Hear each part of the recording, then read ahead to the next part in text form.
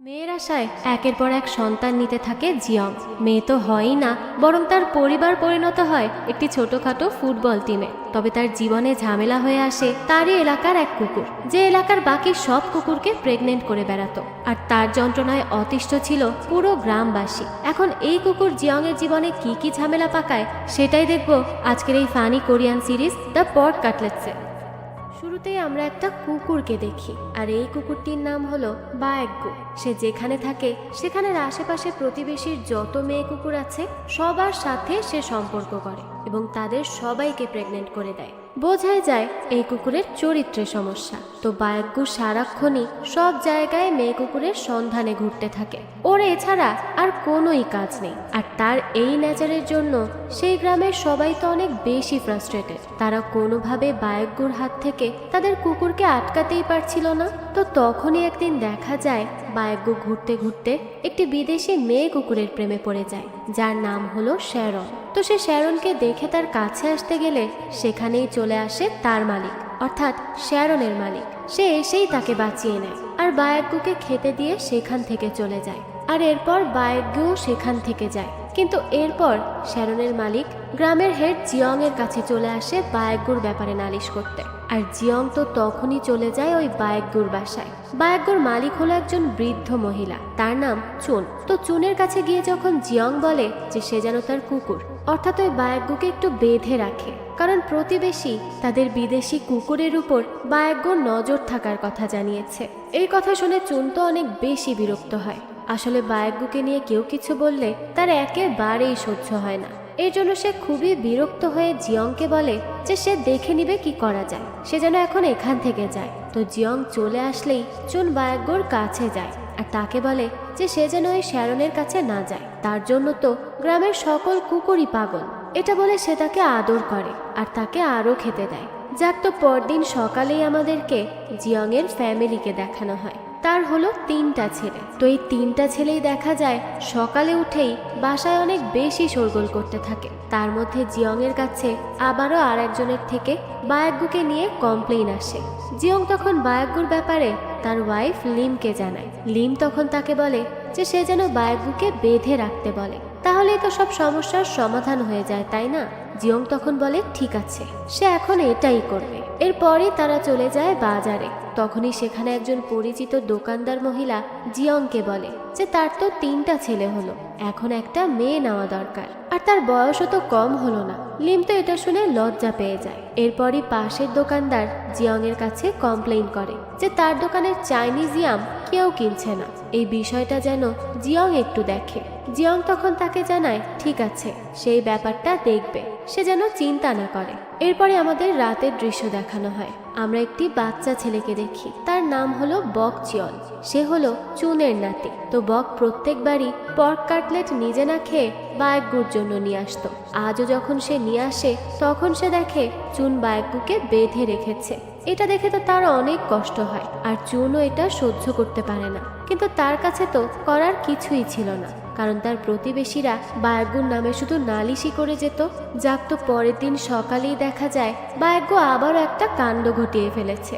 সে এক প্রতিবেশীর বাড়িতে গিয়ে তার কুকুরের সাথে সম্পর্ক করতে গিয়েছে। আর তার মালিক তো এটা দেখার সাথে সাথেই জিয়ংকে নিয়ে দৌড়াতে দৌড়াতে চলে আসে চুনের কাছে।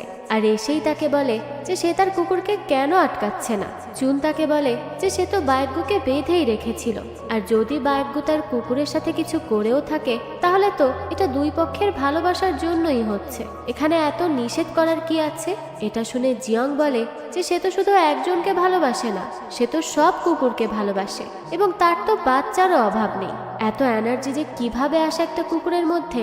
তখনই পাশে থাকা মহিলাটি বলে যে সে তো তাকে সেই চাইনিজ ইয়ামগুলো খাওয়ায়, যার জন্যই এমন হয়েছে, কিন্তু সে আর এইগুলো সহ্য করতে পারছে না। তার কথা চুন তো তখন কানেও লাগায় না, যার জন্য তারা দুজনই নিরাশ হয়ে সেখান থেকে চলে আসে। কিন্তু মহিলাটি তখনও অনেক বেশি রেগেছিল।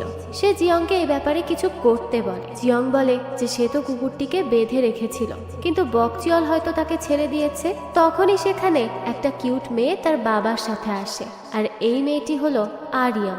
জিয়ং মেয়েটিকে অনেক ভালোবাসে। তো রিয়াম সবাইকে বলে যে বকচিয়ল বায়গ্গুকে অনেক বেশি ভালোবাসে আর প্রত্যেক কুকুরের মালিক তাদের কুকুরকে আগলে রাখলেই তো হয়। এটা শুনে তো মহিলাটি আরো বেশি রেগে যায়। তখনই জিয়ং বাচ্চাটিকে বাসায় পাঠিয়ে দেয় যাতে এখানে আর কোনো ঝামেলার সৃষ্টি না হয়।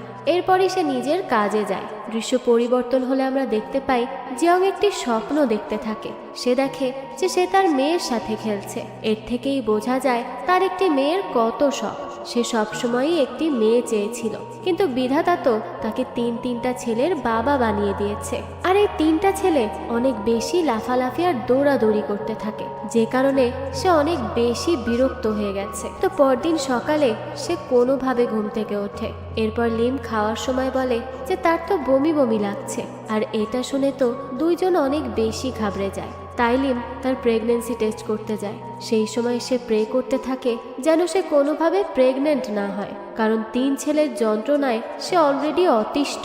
আর এক বাচ্চার যন্ত্রণা সে নিতে পারবে না। কিন্তু দেখা যায় যে সে তো আবারও প্রেগনেন্ট হয়েছে। এবার তো সে অনেক বেশি কমপ্লেন করতে থাকে এই বিষয়টা নিয়ে। কিন্তু জিয়ং তো অনেক বেশি খুশি ছিল, কারণ সে তো একটা মেয়ের আশায় ছিল। তো সে লিমকেও শান্ত করে আর বলতে থাকে সবকিছু ঠিকঠাক ভাবেই হবে, সে যেন চিন্তা না করে। এ বলেই সে কাজে চলে আসে। সেখানে এসেই সে একটি বক্স খুঁজে সেখান থেকে একটা ডল বের করে আর সেটি নিয়ে সে তার মেয়ের কথা ভাবতে থাকে। সেভাবে তার মেয়ে হলে সে তার সাথে অনেক মজা করবে, তার সাথে সব সময় খেলা করবে, আর মেয়েটা অনেক কিউট হবে আর তাকে সে খুব ভালোবাসবে। এইসব ভাবতে ভাবতেই সে গাছে পানি দেওয়ার পটকে তার মেয়ে মনে করে গান গাইতে থাকে। তখনই সেখানে দিয়ক স্যাম আসে আর তাকে ডেকে বলে যে সে কি করছে, পাগল হয়ে গেছে নাকি। তখনই জিয়ং তাকে লিমের প্রেগনেন্সির ব্যাপারে জানাতে যায়, কিন্তু এটা জানাতে গিয়েও সে জানায় না। তখনই একটু কিছু বুঝতে পেরে স্যাম তো বারবার তার কাছে জানতে চায় আর বলে যে এটা সে কাউকে বলবে না, যে দয়া করে এটা বলুক সে কি বলতে চাচ্ছিল। তো জিয়ংও তো তার কথা শুনে তাকে বিশ্বাস করে আর সবটা বলে দেয়। এরপর রাতে দেখানো হয় লিম বাইরে দাঁড়িয়ে জিয়ং এর আসার অপেক্ষা করছিল। তখনই জিয়ং বাসায় আসে আর দেখে লিম অনেক বেশি চিন্তিত। সে তো বুঝতে পারে না কি হয়েছে। লিম তখন তাকে বলে যে তাদের কি আবারও মেয়ের আশা করে এই বয়সে বাচ্চা নেওয়া উচিত হবে। তখনই জিয়ং বলে যে সেও দিয়কের মতো মেয়ে বাচ্চার বাবা হতে চায় আর সে লিমের মতো অনেক সুন্দরও হবে। এসব শুনে লিম বলে যে সেই পুরো ব্যাপারটা নিয়ে খুবই এম্বারেসড ফিল করছে। এই বয়সে বাচ্চা নেওয়াটা খুবই লজ্জার ব্যাপার। জিয়ং বলে যে কিসের লজ্জা, তারা তো হাজব্যান্ড ওয়াইফ আর এটা খুবই স্বাভাবিক একটা ব্যাপার। তখনই লিমের হঠাৎ সন্দেহ হয় আর সে জিয়ং এর কাছে জানতে চায় যে সে কাউকে ব্যাপারে জানায়নি তো। জিয়ং তো তখন একেবারে চুপ হয়ে যায়, কারণ সে তো অলরেডি দিয়ককে জানিয়ে দিয়েছে এই কথা। তো এরপর সে কিছু বলতেই যাবে, তখনই গ্রামের সবাই এক এক করে সেখানে আসতে থাকে আর লিমের জন্য তারা বিভিন্ন ধরনের খাবার নিয়ে আসে, অর্থাৎ তারা সবাই জেনে গেছে। তখন তো লিম রেগে মেগে জিয়ং এর দিকে তাকায়। জিয়ং তখন জানায় যে সে তো শুধু দিয়ক স্যামকে বলেছে। আর তখনই দেখানো হয় স্যাম সবাইকে এই ব্যাপারে জানিয়ে দিয়েছে, যদিও সে বলেছিল সে কাউকে কিচ্ছু জানাবে না। কিন্তু গ্রামের সবাই তো এখন এই ব্যাপারটা জানে। তবে হ্যাঁ, তারা সবাই লিমের অনেক কেয়ার করে, কিন্তু একজন ছাড়া, সেই নতুন প্রতিবেশী যাদের কাছে বিদেশি কুকুর শ্যারন আছে। সে গ্রামের সবার থেকেই ডিস্টেন্স মেনটেন করে চলে, কিন্তু তার হাজবেন্ড এগুলো করে না। সে যখন জানতে পারে যে জিয়ং এর ওয়াইফের বাচ্চা হবে এবং সবাই তা সেলিব্রেট করছে, তখন সেও তার ওয়াইফকে ভয়তে ভয়তে গিয়ে এই ব্যাপারে বলতে থাকে আর বলে যে তার লিমকে দেখতে যাওয়া লাগবে না, কিন্তু সে চাইলে কিছু মিষ্টি আর ফ্লাওয়ার পাঠাতে পারে। তবে তার ওয়াইফ তো এটা শুনে খুবই বিরক্ত হয় এবং তার হাজবেন্ডকে তার কাজে যেতে বলে। কিছুক্ষণ পরই দেখানো হয় শ্যারনের কাছে আবারও বায়গ্য আসে আর বায়গ্যকে খুঁজতে খুঁজতে দাদি চুনও সেখানে চলে আসে। তখন সে দেখে শ্যারনের মালিক বায়গ্যকে অনেক কথা শোনাচ্ছে, তাকে তার শ্যারনের আশেপাশে আসতেও সে মানা করছে। যা শুনে চুন তো অনেক বেশি রেগে যায়, কারণ বায়গ্যকে তো সে অনেক বেশি ভালোবাসে। তাকে কেউ এভাবে কথা শোনাবে তার তা একদমই পছন্দ না। তাই সে ওই মহিলাকে বলে যে এটা তার গ্রাম নাকি, যে সে যা চাইবে তাই হবে। চুন তার সাথে আর কথা না বাড়িয়ে ওখান থেকে চলে আসে। এরপরই দেখানো হয় জিয়ং আর গ্রামের বাকি সবাই মিলে তাদের গ্রামের একসময়ের বিখ্যাত ইয়াম সেল হচ্ছে না, এই ব্যাপারটা নিয়ে অনেক বেশি চিন্তায় ছিল। তারা তো একসময় এই ইয়াম বিক্রি করে অনেক টাকা ইনকাম করত, কিন্তু এখন এগুলো আর কেউই কেনে না। বরং যা অর্ডার এসেছিল সেগুলোও ফেরত পাঠানো হয়। এটা নিয়ে তো সবাই অনেক বেশি ফ্রাস্ট্রেটেড হয়ে যায়। তখন আরও ফ্রাস্ট্রেশন অ্যাড করার জন্য সেখানে চলে আসে শ্যারনের মালিক। সে এসেই তো চিৎকার করতে শুরু করে এবং জিয়ংকে বলে যে সে যেন বায়গ্যুকে আটকে রাখে। সে বায়গ্যুর জ্বালায় অতিষ্ঠ হয়ে যাচ্ছে। জিয়ং তো তখন তার উপর অনেক বেশি রেগে যায় আর তাকে বলে যে তার কথায় তো সে আর কাজ করবে না, তার সময় হলে সেই বিষয় নিয়ে দেখবে। কিন্তু সে তখনও কোনো কথা শোনে না আর তার সাথে আবারও চিল্লাতে থাকে। তখনই সেখানে থাকা জাং, যে সেই গ্রামেই থাকে, সে তো অনেক বেশি রেগে যায়, কারণ সেও ইয়ামের সমস্যা নিয়ে চিন্তায় ছিল। তাই জাং শ্যারনের মালিককে অনেক বেশি কথা শোনায়। তাকে বলে যে এই গ্রাম তার একার না, আর বায়গ্যু তার শ্যারনকে টাচ করলে সে তো পচে যাচ্ছে না। এইসব কথার সাথে সাথে সে অনেক গালিও দিতে থাকে। এর মধ্য দিয়েই তাদের দুজনের মধ্যে মারামারিও শুরু হয়ে যায়। সেই সময়ে জিয়ং এবং সেখানে থাকা বাকি সবাই তাদেরকে কোনো মতে আটকানোর চেষ্টা করে, কিন্তু সেই সময়ই জিয়ংয়ের মাথায় ধাক্কা লাগে আর সে যখন পড়ে যেতে থাকে তখনই তার মাথায় একটা বুদ্ধি আসে। তার মূলত বায়গ্যুর কথা মনে পড়ে যায়। সে এটা জেনেছিল যে বায়গ্যু চুনের নাতি বকচিয়লের আনা তাদের সেই ইয়াম খায়, আর এর জন্যই তার পুরুষত্ব অনেক বেশি। আর এটা মনে পড়ার সাথে সাথে তার মাথায় একটা বুদ্ধিও চলে আসে। তাই সে সরাসরি চলে যায় চুনের কাছে আর তাকে গিয়ে একটি কন্ট্রাক্ট দেয়, যেখানে লেখা ছিল যে তারা বায়গ্যুকে দিয়ে তাদের ইয়ামের কমার্শিয়াল করাবে এবং সবাইকে জানাবে যে তাদের ইয়াম কত ভালো। এতে তো পুরুষদের পুরুষত্ব বৃদ্ধি পায়, আর এই অ্যাড দেখলে তো ইয়ামের সেল অনেক বেড়ে যাবে, আর সেখান থেকে যেই টাকা আসবে সেটা দিয়েই তারা বায়গ্যুর সার্জারি করাবে, যাতে করে সে এমন করে সবাইকে অতিষ্ঠ না করতে পারে। এভাবেই তারা এক ঢিলে দুই পাখি মারবে। চুনও এবার তার কথায় রাজি হয়ে যায়। এরপরই দেখানো হয় লিম আল্ট্রাসাউন্ড করাতে যায় এবং সে তো অনেক ভয়তে থাকে যে এবারও আবার তার ছেলে না হয়। এদিকে জিয়ং তো তার থেকেও বেশি চিন্তা করছিল। তখনই ডাক্তার লিমকে জানায় যে তার ছেলে হবে এবং একটা না, দুটো। এটা শুনে তো লিম চিৎকার করে ওঠে, আর জিয়ং যখন এসে এটা জানতে পারে তারও তো অনেক বেশি খারাপ লাগে এবং কিভাবে তারা 5টা ছেলেকে মানুষ করবে সেটা নিয়েই ভাবতে থাকে। এরপরই সে খুব ফ্রাস্ট্রেটেড হয়ে চলে যায় ডিঅক্স্যামের কাছে এবং তাকে বলে যে এটা হয়তো তার কোনো অভিশাপের কারণেই হচ্ছে। ডিঅক্স্যাম তখন তাকে কোনো সিম্প্যাথি দেওয়ার বদলে তাকে নিয়ে আরো মজা করতে থাকে। জিয়াং তো আরও চিন্তায় পড়ে যায় আর শুরু করে ড্রিঙ্ক করা। যার তো পরদিন সকালেই গ্রামের সব মহিলারা মিলে মাঠে সবজি তুলতে যায়। তখন সবাই তাকে বলতে থাকে যে সে 5টা ছেলে কিভাবে মানুষ করবে, আর তারা যদি একটু শান্ত হতো তাহলেও তো হতো। কিন্তু তারা তো শান্ত না, একজন আর একজনের থেকে বেশি চঞ্চল। লিম তখন অনেক বেশি ভাবতে থাকে। তখনই সেখানে আসে ডিঅক্স্যাম। সে এসেই বলে যে তাদের বায়গ্যুর সার্জারি না করিয়ে জিয়ংয়ের সার্জারি করানোর কথাই ভাবা উচিত, যাতে করে সে আর বাবা না হতে পারে।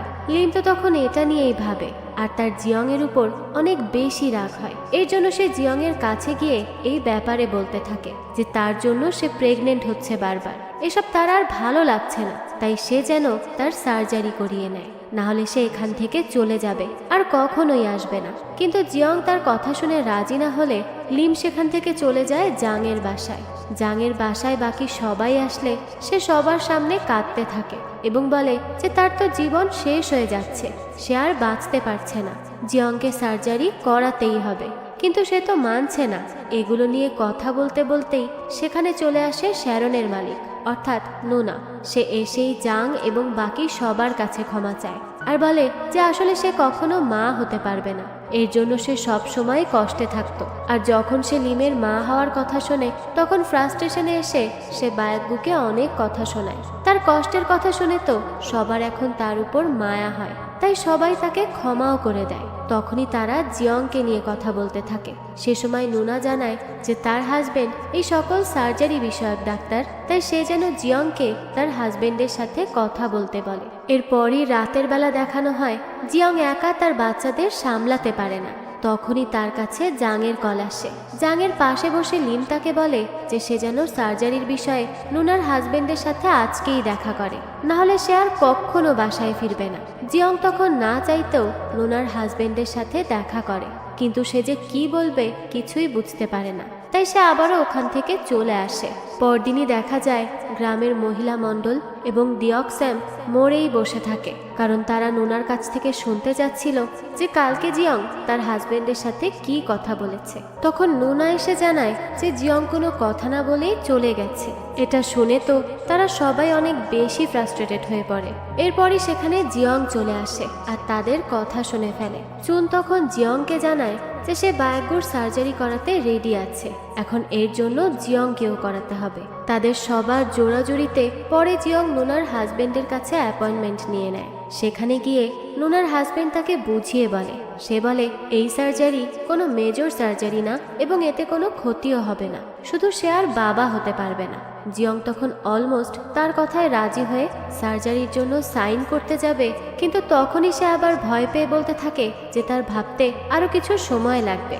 এরপরই রাতে জিয়ং এর কাছে তার একটা ছেলে ঘুমাতে আসে। সে এসে তার কাছে শুয়ে পড়লে জিয়ং তাকে বলতে থাকে যে তার মায়ের জন্য তার অনেক কষ্ট হয়, সে তাদেরকে জন্ম দিতে অনেক কষ্ট করেছে, কিন্তু সে যেটা করতে চাচ্ছে সেটি করলে তার কাছে নিজেকে অসম্পূর্ণ মনে হবে, তাই সে বুঝতে পারছে না তার কি করা উচিত। এগুলো বলতে বলতে সে দেখে তার ছেলে তো ঘুমিয়ে পড়েছে। তখনই তার কাছে ডিয়ক্স্যামের কল আসে এবং সে তাকে ড্রিঙ্ক করার জন্য ডাকে। সেখানে তাদের সাথে নোনার হাজবেন্ডও ছিল। তো তার কাছে জিয়ং আবারও এই সার্জারি নিয়ে জানতে চায়। সে আর ডিয়ক্স্যাম দুজন মিলেই তাকে বোঝায় যে সার্জারি তো একদম ইজি এবং মাত্র 15 মিনিট লাগে। আর এরপরই নুনার হাজবেন্ড জানায় যে সে তার সার্জারি অনেক আগেই করেছে, কারণ তার ওয়াইফ নুনা অনেক বেশি রাগী। সে তাকে বলেছিল যে সে চিটিং মানতে পারবে, কিন্তু সৎ ছেলে মেয়ে সহ্য করতে পারবে না, এর জন্য তাকে না চাইতেও এটা করতে হয়। এই বলেই সে কাঁদতে থাকে, কারণ সে যদি কোনোভাবে চিটিং করত আর সেখানে তার কোনো বাচ্চা হয়ে যেত তখন তো তুল কালাম বেঁধে যেত। তাই এই সব কিছু এড়াতেই সে তার অপারেশন করতে বাধ্য হয়। আর এর থেকেই বোঝা যায় যে নুনা তার নিজের কারণে বাচ্চা না হওয়ার কথাটা মিথ্যা বলেছিল। তো এরপর থেকে সাহস পেয়ে ডিয়ক্স্যামও বলে যে আরিয়াম হওয়ার পর সেও এই সার্জারি করায়, কারণ তার আর বাচ্চার দরকার ছিল না। তাদের কথা শুনে জিয়ংও এবার ভরসা পায় আর সার্জারি করাতে রাজি হয়ে যায়। এরপর সে সেই রাতে লিমের সাথে দেখা করে এবং তাকে সেই সার্জারির এগ্রিমেন্টের পেপারটাও দেখায়, যেখানে সে সাইন করেছে দেখে লিম তো অনেক বেশি খুশি হয় এবং তার সাথে আবারও বাসায় চলে আসে। পরদিনই দাদি চুনকে দেখানো হয়। সে বকচিয়লকে পর্ক কাটলেট খাওয়ানোর কথা বলে তাকে চেক আপের জন্য নিয়ে যায়, যেখানে বিশেষ করে ছেলেদের চেক আপ করা হয়। তো বক তো জানতও না যে তার ছোটখাটো একটা সার্জারি হবে। এদিকে জিয়ংয়েরও আজকে সার্জারি হওয়ার কথা, এর জন্য তো গ্রামের সবাই তাকে স্বাগতম জানায়, যেন সে কোনো মহৎ কাজ করতে যাচ্ছে। আর তাদের এই আচরণ দেখে জিয়ং তো অনেক বেশি এম্বারেস ফিল করতে থাকে আর অনেক লজ্জাও পায়। তো এরপরই সে হাসপাতালে যায়। সেখানে গিয়ে সে তো প্রচুর ভয় পেতে থাকে এবং পালিয়ে যাওয়ার কথাও ভাবে, কিন্তু তাকে তো এটা করতেই হবে। তো সার্জারি রুমে গিয়েও তার অনেক চিন্তা মাথায় আসে যে সে এটা নিজের সাথে ঠিক করছে কিনা, কিন্তু কোনোভাবে সে নিজেকে বোঝায় এবং সার্জারিটা করিয়েই নেয়। এরপরই তারা পর্ক কাটলেট খাওয়ার জন্য একটি রেস্টুরেন্টে যায়। আর ওই একই রেস্টুরেন্টে আসে বকচিয়ল তার দাদির সাথে। সে তো অনেক বেশি কাঁদতে থাকে, কারণ তাকে ধোকা দিয়ে এখানে আনা হয়েছে। আর জিয়ংও তো অনেক কষ্ট পাচ্ছিল, যার জন্য তারা দুজনই পর্ক কাটলেট খেতে চায় না। তো এরপরই বাসা আসার সময় তাদের দুজনের গাড়িতে উঠানামা হওয়ায় অনেক কষ্ট হয়, তাই তারা দুজনই গাড়ি থেকে নেমে যায় আর নিজেদের কষ্ট নিয়ে বাসায় আস্তে আস্তে করে হেঁটে আসতে থাকে। এরপরই দেখানো হয় সবাই মিলে জিয়ং আর বকচিয়লের সার্জারি সেলিব্রেট করছিল। সেখানে সবাই তাদের জন্য অনেক মজার মজার রান্না করেও আনে।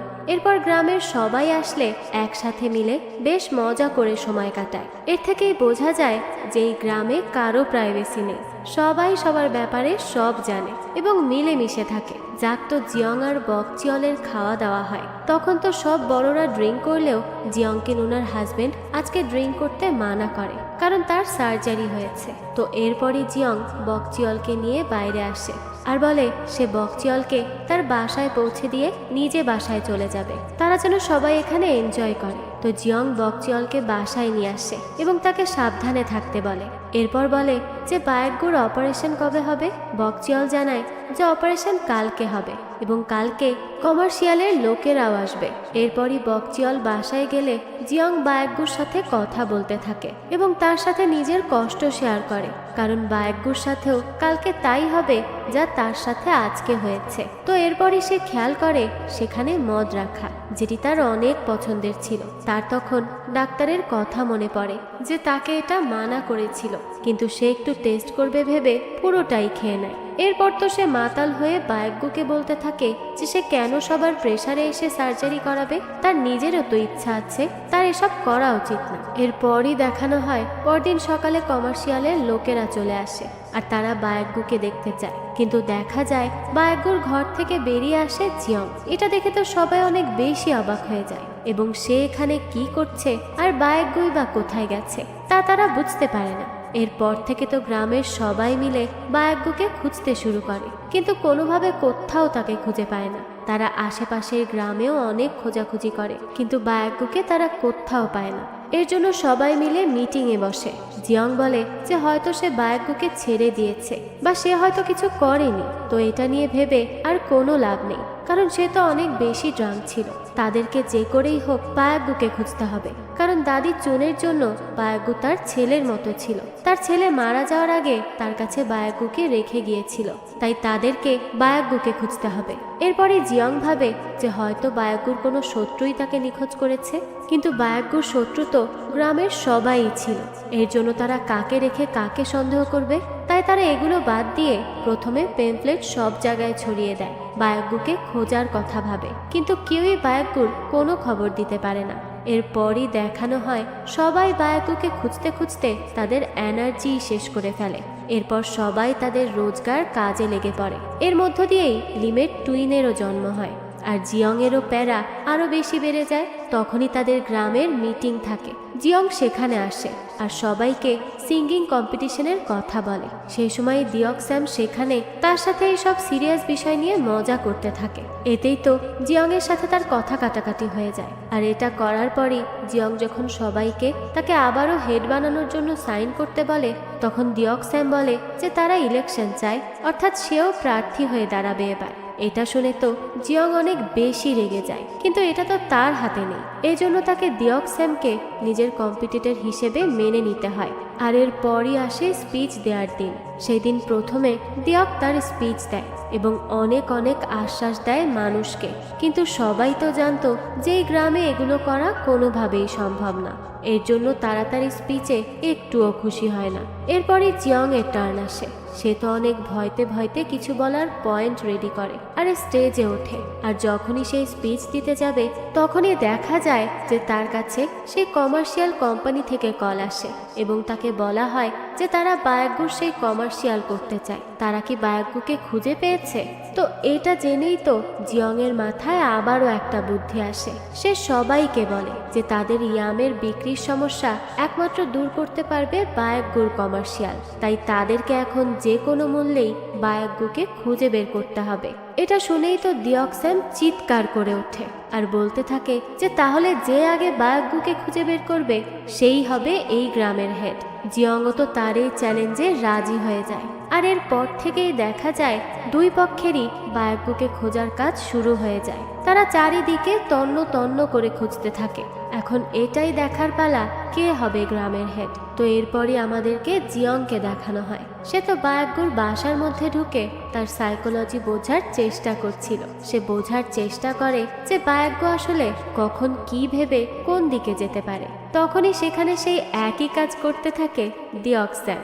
সেও বায়গ্গুর ফিঙ্গারপ্রিন্ট খোঁজার জন্য সেখানে চলে আসে, কিন্তু কুকুরের কি আর ফিঙ্গারপ্রিন্ট হয়? এই সব নিয়েই তো তাদের একসাথে সেখানে দেখা হলে দুজনের মধ্যে কথা কাটাকাটি হয়ে যায়। তারা দুজনই তো একে অপরকে উল্টো পাল্টা কথা বলতেই থাকে। তাদের দুজনের কেউই এখন একজন আরেকজনকে সহ্য করতে পারছিল না।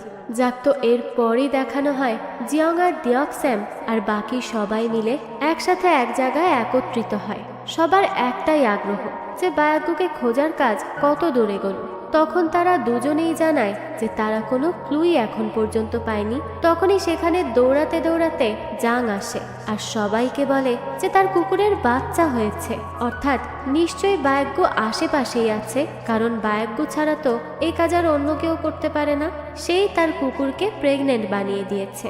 এটা জেনেই তো জিয়ং আর দিয়ক দুজনই বলে ওঠে যে বায়ককে কোনো কিছুর লোভ দিয়ে তাদের কাছে আনতে হবে, আর সেই জিনিসটি হলো পর্ক কাটলেট, যা সে অনেক বেশি পছন্দ করে। এটা শুনেই তো দুজন দৌড় দিয়ে পর্ক কাটলেট খোঁজার জন্য বেরিয়ে পড়ে, কিন্তু তারা আশেপাশের সব দোকানে খুঁজতে থাকে, তবে কোথাও পর্ক কাটলেট খুঁজে পায় না। এটা তো তারা বেশ চিন্তিত হয়ে যায়। তো এরপরই তারা এই পর্ক কাটলেট খুঁজতে সোজা চলে যায় শহরে, আর সেখানে গিয়ে একটা শপে তারা দুজনই একই সময়ে পর্ক কাটলেট পেয়ে যায়, আর তাড়াতাড়ি করে বাসায় এসে খুব সুন্দর করে মেরিনেট করে এবং যত মজার করে পারা যায় তত মজার করে রান্না করে। কিন্তু তারা এত বেশি কাটলেট বানিয়ে ফেলে যে গ্রামের বাকি সবাই তো সেই কাটলেটের গন্ধে বিরক্ত হয়ে যায়। তারা তাদের এত কম্পিটিশন দেখে তো কোনোভাবে এগুলো থামানোর কথা ভাবে, কারণ এগুলো আর নেওয়া যাচ্ছে না। তো সবার আগে এই চিন্তা আসে নুনার মাথায়, আর যেহেতু তার হাজবেন্ডের সাথে জিয়ং আর ডিয়ক্সামের অনেক ভালো সম্পর্ক, এর জন্য সে তাকে তাদের দুজনের সাথে এই ব্যাপারে কথা বলতে বলে। যদি কোনোভাবে এদেরকে থামানো যায়, সে প্রথমে বলে যে গ্রামের বিষয়ে তার এভাবে হস্তক্ষেপ করা উচিত না, কিন্তু নুনার কথা তো সে কখনো ফেলতেও পারে না। এর জন্য সে তখনই তার সাথে দেখা করার জন্য দুজনকে ডেকে পাঠায়। তো এরা দুজনই তো দুজনকে দেখে প্রথমে কথাই বলতে চায় না, কিন্তু ডাক্তার তাদেরকে বুঝিয়ে বলে। সে তাদেরকে বলে যে তারা একে অপরের বন্ধু, তাও আবার অনেক বছর ধরে, তাই তাদের শুধুমাত্র হেড হওয়া নিয়ে আর বায়গ্যকে খোঁজা নিয়ে নিজেদের এই সম্পর্কটা এভাবে শেষ করা উচিত না, আর দয়া করে তারা যেন পর্ক কাটলেট বানানো বন্ধ করে দেয়। সবাই বিরক্ত হয়ে যাচ্ছে, তখন তারা দুজনও নিজেদের ভুল বুঝতে পারে আর সবকিছু আবারও আগের মতো ঠিকঠাক করে নেয়। এরপর তারা সবাই একসাথে মিলে ড্রিঙ্ক করে। তো যখন জিয়ং ডাক্তারের কাছে জানতে চায় যে তার সার্জারি তো অনেক দিন হলো, তো সে কি এখন তার বউয়ের সাথে ইন্টিমেট হতে পারবে, ডাক্তার তাকে বলে হ্যাঁ সে পারবে। এটা শুনে তো জিয়ং অনেক বেশি খুশি হয়। এরপরে সে চলে যায় তার বাসায় আর লিমকে বলে যে তারা ফাইনালি ইন্টিমেট হতে পারবে। এরপরই তারা দুজন খুব ভালো সময় স্পেন্ড করে। যাক, তো পরদিন সকালেই বকচিয়লকে দেখানো হয়। সে তার দাদি চুনের সাথে মিলে খাবার খাচ্ছিল, কিন্তু তখনই তার বায়গ্যুর কথা মনে পড়ে, তাই সে আর খাবার খায় না, আর তার খাবার হাতে নিয়ে বলে যে সে আর খাবার খাবে না, খাবার ফেলে দিবে। এটা বলেই সে চলে যায়, কিন্তু দেখা যায় সে খাবার ফেলে দেওয়ার বদলে সেটি নিয়ে সোজা স্টোর রুমে চলে যায়, আর সেখানেই আমরা বায়গ্যুকে দেখতে পাই। তখনই আমাদের দেখানো হয় সেই কমার্শিয়ালের দিন। সেদিন বকচিয়লের পেটে ব্যথা করলে সে বাথরুমে যায়, আর তখনই তার জন্য টিস্যু পেপার নিয়ে আসে বায়গ্য। এভাবে সে সেদিনই বায়গ্যকে খুঁজে পায়, কিন্তু এই ব্যাপারে কাউকে বলে না, কারণ কাউকে বললে তো সবাই এসে তাকে সার্জারি করাতে নিয়ে যাবে। এরপরই দেখানো হয় জিয়ংকে। সে আবারও পর্ক কাটলেট বানালে লিম তাকে সেগুলো বাইরে অন্য গ্রামের কারো কাছে দিয়ে আসতে বলে, কিন্তু কেউ তো তা নিতে চায় না। তখনই সে দেখে বকচিয়ল তার হাতে কাটলেট নিয়ে বাসার দিকে যাচ্ছে। এটা দেখে সে ভাবতে থাকে যে বকচিয়ল তো কাটলেট পছন্দ করে, তাই সে তাকে ওই কাটলেটগুলো দিবে। কিন্তু তখনই সে বকচিয়লকে ডাকতে থাকলে সে তো শুনতেই পায় না। এর জন্য জিয়ং তার বাসায় চলে যায়, আর সেখানে গিয়ে সে স্টোর রুমে কিছু আওয়াজ শুনতে পায়, আর তখনই দেখা যায় দরজা খুললে তার উপর এসে পড়ে বায়গ্য। তাকে দেখেই তো সে অনেক বেশি খুশি হয়ে যায় আর বলে সে পেয়ে গেছে। কিন্তু তখনই বকচিয়লকে সেখানে আসতে দেখে সে বুঝে যায় যে বকচিয়লই তাকে এত দিন ধরে লুকিয়ে রেখেছে। তো এরপরই সে আলাদা করে তার কাছে জানতে চায় যে সে এটা কেন করলো। তখন বকচিয়ল বলে যে সে চায় না বায়গ্যুর সার্জারি হোক, সে এত কষ্ট নিতে পারবে না, তারও তো একটা জীবন আছে। এগুলো শুনে জিয়ং কিছু একটা রিয়েলাইজ করে। এরপরই সে সবাইকে বায়গ্যুর ব্যাপারে ভালোভাবে জানানোর জন্য সবার জন্য রান্না করে এবং সবাইকে কমিউনিটি রুমে ডাকে। সেখানে সবাই আসলে সে 2-3 বার কথাটা বলার চেষ্টা করে, কিন্তু কেউ না কেউ তাকে অন্য কথা বলে বারবার বাধা দিতে থাকে। আর এরপর আবারও সে বলতে গেলে দেখা যায় লিমের তো বমি আসতে শুরু করে, তাই সে দৌড় দিয়ে ওয়াশরুমে চলে যায়। এটা দেখে তো এবার জিয়ংয়ের চিন্তা হয়। সে ভাবে যে লিম এমন কেন করছে, সে তো প্রেগনেন্ট হতে পারে না, কারণ জিয়ংয়ের তো সার্জারি হয়েছে, তাহলে প্রেগনেন্ট হওয়া তো অসম্ভব। লিমও বলে যে সে প্রেগনেন্ট না, এমনিতেই এমনটা হচ্ছে তার সাথে। কিন্তু এটা নিয়ে জিয়ংয়ের মনে সন্দেহ খানিকটা থেকেই যায়। তো তো এরপর যখন রাতের বেলা লিমের বমি পায় তখন সে লিমকে প্রেগনেন্সি টেস্ট করাতে বলে। সে টেস্ট করতে থাকলে এদিকে জিয়ং ভাবতে থাকে যে তার পক্ষে তো আর বাবা হওয়া সম্ভব না, তাহলে এটা কার বাচ্চা? কিন্তু এই এলাকার বাকি দুজন পুরুষ হলো ডিয়ক্স্যাম আর ডাক্তার, আর তারা দুইজনও তো বাবা হতে সক্ষম না। তাহলে এটা কার বাচ্চা হতে পারে, নাকি বাচ্চা হবে না? সে এরকম বিভিন্ন ধরনের উদ্ভট উদ্ভট চিন্তা করতে থাকে। ঠিক তখনই লিম চিৎকার করে ওঠে আর বলতে থাকে যে সে আবারও প্রেগনেন্ট হয়ে গেছে। এটা দেখে তো জিয়ং কিছুই বুঝতে পারে না। সে মনে করতে থাকে যে ডাক্তার হয়তো তার সার্জারি ঠিক মতো করেনি, তাই এই অবস্থা। এটা ভেবেই তো সে তাড়াতাড়ি করে ডাক্তারের কাছে যায় তার প্রশ্নের উত্তর খুঁজতে। তো সেখানে গিয়েই সে ডাক্তারের কাছে জানতে চায় যে সে তার অপারেশন কি ঠিক করে করেছিল, কোনো সমস্যা হয়নি তো? অপারেশন তো 100% সাকসেসফুল ছিল, তাই না? ডাক্তার বলে হ্যাঁ, সবকিছু তো ঠিকঠাকই ছিল, কোনো সমস্যা নেই। কিন্তু সে এই কথা কেন জানতে চাচ্ছে? এটা শুনেই জিয়ং সেখান থেকে বেরিয়ে যায়। এরপরই সে তার ওয়াইফ অর্থাৎ লিমের উপর সন্দেহ করতে থাকে, তাই সে সেখান থেকে পালিয়ে যায়। তার তো আর কিচ্ছু ভালো লাগছিল না। তো পরদিন সকালেই দেখা যায় ডিয়ক্স্যাম কোনোভাবে এই সব কিছুর ব্যাপারে জেনে যায়। তাই সে দৌড়ে গিয়ে সবাইকে জানায় যে লিম তো আবারও প্রেগনেন্ট। আর এই কথা শুনে জিয়ং কোথাও পালিয়ে গেছে, কারণ সে তো বাবা হতে পারবে না। তাহলে এটা কিভাবে সম্ভব হতে পারে?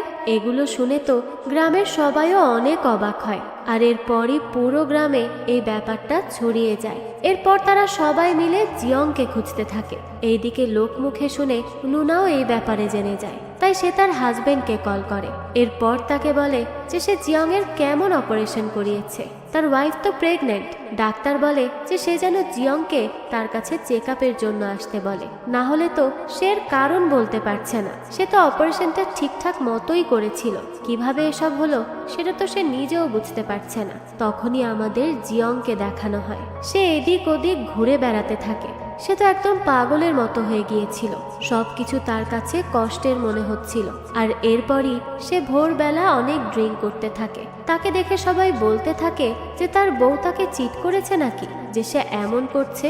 কেউ এগুলো বললে তো জিয়ং অনেক বেশি রেগে যায় আর তাদেরকে আচ্ছা মতো কথা শোনায়। তো তখন এইদিকে লিম তাকে খুঁজতে খুঁজতে সেখানে চলে আসে, আর এরপর তার সামনে বসে বলে যে তারা তো কত বছর ধরে সংসার করে, এখনো সে তাকে বিশ্বাস করতে পারলো না। সে কেন তাকে চিট করবে? সে তো জিয়ংকেই ভালোবাসে। জিয়ং তখন তাকে বলে যে তার ভুল হয়ে গেছে, তার এরকম করা উচিত হয়নি। কিন্তু সে তো এমন হওয়ার কারণটা বুঝতে পারছে না। অপারেশন করার পরও সে প্রেগনেন্ট কিভাবে হয়ে গেল? লিম তখন বলে যে ডাক্তার তাকে এ বিষয়ে কথা বলার জন্য তার সাথে দেখা করতে বলেছে, তাই সে যেন ডাক্তারের কাছে যায়। তো এরপরই তারা ডাক্তারের সাথে দেখা করে আর তার সব চেক আপের পর বলে যে আসলে অপারেশনের পরও তার মধ্যে বাবা হওয়ার কিছু ক্ষমতা ছিল, যা 6 মাসের মধ্যেই চলে যেত। কিন্তু সে তো তার আগেই তার স্ত্রীর সাথে ইন্টিমেট হয়েছে, এর জন্য তারা আবারও প্রেগনেন্ট হয়ে গেছে। কিন্তু নুনার হাজবেন্ডও হয়তো এই ব্যাপারটা তখন বুঝতে পারেনি, তাই সে তার ওয়াইফের সাথে ইন্টিমেট হওয়ার পারমিশন দিয়ে দিয়েছিল। এটা শুনে তো লিম অনেক বেশি কাঁদতে থাকে, কিন্তু জিয়ং তার কাছে ক্ষমা চেয়ে চেয়ে তাকে শান্ত করে এবং বোঝায় যে এটাই তো তাদের শেষ বাচ্চা, এরপর আর কোনো সমস্যা হবে না। তো যাই হোক, গ্রামে ফিরে এসে তারা গ্রামের সবাইকে সবকিছু জানায়, কারণ তাদের না জানালেও তারা তো জেনেই যাবে। তো তারা তাদের জন্য খুশি হয়, কিন্তু কি আর বলবে বুঝতে পারে না, কারণ পরপর এতগুলো বাচ্চা। তো তারা কথা বলতে থাকে, তখনই পাশ থেকে বকচিয়ল তার সাথে করে বায়গুর জন্য পর্ক কাটলেট নিয়ে যেতে থাকে। কিন্তু তাকে দেখে তার কাছে তার দাদি চুন আসে আর সে কাটলেটের প্যাকেট লুকিয়ে ফেলে। দাদি তখন তাকে তার সাথে থাকতে বললে বকচিয়ল বলে যে তার পেটে ব্যথা করছে। এটা বলে বাহানা করে সে বাসায় চলে যায়। এরপরই বায়গুকে খেতে দেয়, কিন্তু তখন সে বলতে থাকে যে সে তার দাদি চুনের সাথে আর মিথ্যা বলতে পারছে না। এদিকে জিয়ংকে দেখানো হয়, সে তার ছেলেদের ডেকে ভালোভাবে রান্না করে জানায় যে তাদের মা আবারও প্রেগনেন্ট। এটা শুনে তো ছেলেগুলো খুবই ফ্রাস্ট্রেটেড হয়ে যায়। তারা বলে যে এত বাচ্চা দিয়ে তারা করবেটা কি? তখন জিয়ং তাদের কোনোভাবে লোভ দেয় আর বলে যে তাদেরকে তাদের ছোট টুইন 2 ভাইয়ের খেয়াল রাখতে হবে এবং ভালোভাবে চলতে হবে। তো বাচ্চাগুলোও তখন রাজি হয়ে যায়। পরদিনই দাদি চুনকে দেখানো হয় সে তার চুল কালার করে। এরপরই সে বকচিয়লকে বলে যে বেঁচে যাওয়া হেয়ার ডাই ফেলে দিতে, কিন্তু হেয়ার ডাই দেখে চিয়লের মাথায় একটা বুদ্ধি আসে। এরপরই দেখানো হয় দাদি চুন শহরে যাচ্ছিল। তখনই সে বকচিয়লকে ডিঅক্স্যামের সাথে যেতে বলে, কারণ ডিঅক্স্যাম আজ তার স্কুলের দিকে যাবে, তাহলে তাকে বাসের জন্য অপেক্ষাও করতে হবে না। এটা বলেই সে চলে যায়। এদিকে জিয়ং আর লিম আজকে আল্ট্রাসাউন্ড করতে যাচ্ছিল। আজকে তারা বাচ্চার জেন্ডার জানতে পারবে। তখনই সেখানে জিয়ং ডিঅক্স্যামকে তার বাইক নিয়ে যেতে দেখলে তাকে ডাক দেয় এবং বলে যে সে কোথায় যাচ্ছে। ডিঅক্স্যাম বলে সে দাদি চুনের কথায় বকচিয়লকে স্কুলে দিয়ে আসার জন্য পিক করতে যাচ্ছে। এটা শুনে তো তার বায়েকগুর কথা মনে পড়ে। আসলে যেদিন সে বায়েকগুকে খুঁজে পেয়েছিল তখন তার সাথে বকচিয়লের চুক্তি হয়েছিল যে বায়েকগুকে যে বকচিয়ল তার ওখানে লুকিয়ে রেখেছে এটা তারা ডিয়কের থেকে লুকিয়ে রাখবে, না হলে সে এটাকে পুঁজি বানিয়ে ইলেকশনে জিতে হেড হয়ে যাবে। বকচিয়লও তার কথায় রাজি হয়ে যায়। তো এই কথা মনে করে জিয়ং তাড়াতাড়ি করে তার বউকে গাড়িতে নিয়েই বকচিয়লের কাছে আগে পৌঁছে যায় এবং তাকে ইশারায় জানিয়ে দেয় যে সে যেন আজ বাসে করে চলে যায় আর বায়েকগুকে সামলে রাখে। বকচিয়লও তার কথা বুঝতে পারে আর তাকে আশ্বাস দেয় যে সে সবকিছু সামলে নিবে। এরপর সে তার দাদির সেই হেয়ার ডাই নিয়ে বায়েকগুর গায়ে লাগায় এবং তাকে সাদা কুকুর থেকে কালো কুকুর বানিয়ে দেয় যাতে কেউ তাকে চিনতে না পারে। এদিকে দেখানো হয় জিয়ং লিমকে নিয়ে হাসপাতালে যায়। সেখানে গিয়ে তো সে চিন্তা করতে থাকে যে এবার তার কি বাচ্চা হবে। তখনই লিম চিৎকার করে ওঠে। জিয়ং তো ভয়তে তাড়াতাড়ি সেখানে যায় আর তখনই সে জানতে পারে যে ফাইনালি এবার তার মেয়ে হবে, আর এজন্যই লিম খুশিতে চিৎকার করেছিল। তারা দুজন তো অনেক বেশি খুশি হয়। তাদের খুশির তো কোনো ঠিকানাই থাকে না। আর এই খুশিতে তারা গ্রামের সবাইকে নিয়ে মহাভোজের আয়োজন করে। সবাই সেখানে তাদের জন্য অনেক খুশি ছিল আর সবাই মিলে রান্না বান্নাও করছিল। তখনই ডিঅক্স্যাম রান্নার জন্য এক্সট্রা কাঠ খোঁজে। সেই সময় দাদি চুন তাকে বলে যে কাঠগুলো তার বাসার স্টোরে আছে। ডিঅক্স্যাম তখন সেখানেই যেতে থাকে। এদিকে জিয়ং এসে যখন এই কথা শোনে তখন তো সে আর কিচ্ছু ভাবে না। সে সোজা বকচিয়লকে বিপদের কথা বলে তাকে নিয়ে সেখানে চলে যায়। কিন্তু এইদিকে ডিঅক্স্যাম সেখানে বায়েকগুকে পেয়ে যায়, কিন্তু প্রথমে সে তাকে চিনতে পারে না। এরপর যখন সে তার নাম ধরে ডাকে তখন বায়েকগু লেজ নাড়লে ডিঅক্স্যাম বুঝে যায় যে এটিই বায়েকগু। আর এটা বুঝতে পেরে সে চিৎকার করে বলতে থাকে পেয়ে গেছে, সে পেয়ে গেছে। তো তার চিৎকার শুনে সবাই সেখানে চলে আসে, কিন্তু দেখে কুকুরটি বায়েকগুর মতো দেখতে না। আর তাছাড়া এইবার যখন ডিঅক্স্যাম তার নাম ধরে ডাকে তখন সে ডাকও শোনে না। কিন্তু তখনই ডিঅক্স্যাম তাকে পর্ক কাটলেট খাওয়ানোর কথা মনে করে। এটা তো বায়েকগুর ফেভারিট, সে এটাকে না বলবে না। কিন্তু দেখা যায় কাটলেট তার সামনে নিয়ে রাখলেও সে মুখ খোলে না, কোনো ইন্টারেস্টই দেখায় না। এটা দেখে তো সবাই ডিঅককে উল্টো পাল্টা বলে আর বাসায় পাঠিয়ে দেয়। কিন্তু দেখা যায় সবাই ঠিকই বুঝতে পারে যে এটা বায়েকগু, কিন্তু তারা ডিঅক্স্যামকে হেড না বানানোর জন্য সত্যিটা লুকিয়ে যায়। তবে তখনই তারা ভাবে যে তারা তাদের ইয়ামের প্রমোশন কিভাবে করবে। তখন লিমের মাথায় একটা বুদ্ধি আসে আর দেখানো হয় কমার্শিয়াল থেকে লোকও চলে আসে আর তারা জিয়ং এর শুট করে, কারণ তার পুরুষত্ব তো বায়েকগুর থেকেও বেশি ছিল, কারণ তার 5টা ছেলে আর 1টি মেয়ে। তো এটা বলে সেই ইয়ামের প্রমোশন করে। এরপর সেখানে বায়েকগু বেরিয়ে আসলে কমার্শিয়ালের লোকেরা বলে যে তাদের কুকুরকে তারা কালার কেন করেছে। এটা শুনেই ডিঅক্স্যাম কিছু বুঝতে না পারলে তাড়াতাড়ি করে জিয়ংকে বলে যে এটা বায়েকগু না, এটা হায়াকগু।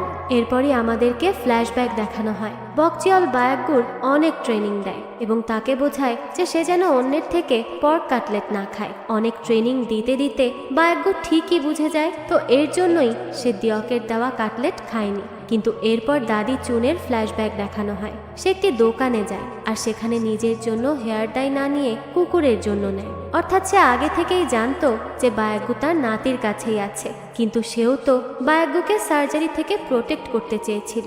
আর সে এটাও চেয়েছিল যেন বায়েকগুর ইনভলভমেন্ট ছাড়াই ইয়ামের প্রবলেমও সলভ হয়ে যায়। তো আসল মাস্টার মাইন্ড তো সেই ছিল। তো এই দৃশ্যের সাথেই এই মজার গল্পটা এখানেই শেষ হয়। তো এই গল্পটা আপনাদের কাছে কেমন লেগেছে সেটা অবশ্যই আমাদেরকে কমেন্ট করে জানাবেন। যদি এতটুকু ভালো লেগে থাকে তাহলে একটি লাইক দিয়ে যাবেন। আর হ্যাঁ, আমাদের এই চ্যানেলে কিন্তু প্রতিনিয়তই নতুন নতুন ভিডিও আপলোড করা হয়। সেই সব ভিডিওর আপডেট পেতে আমাদের চ্যানেল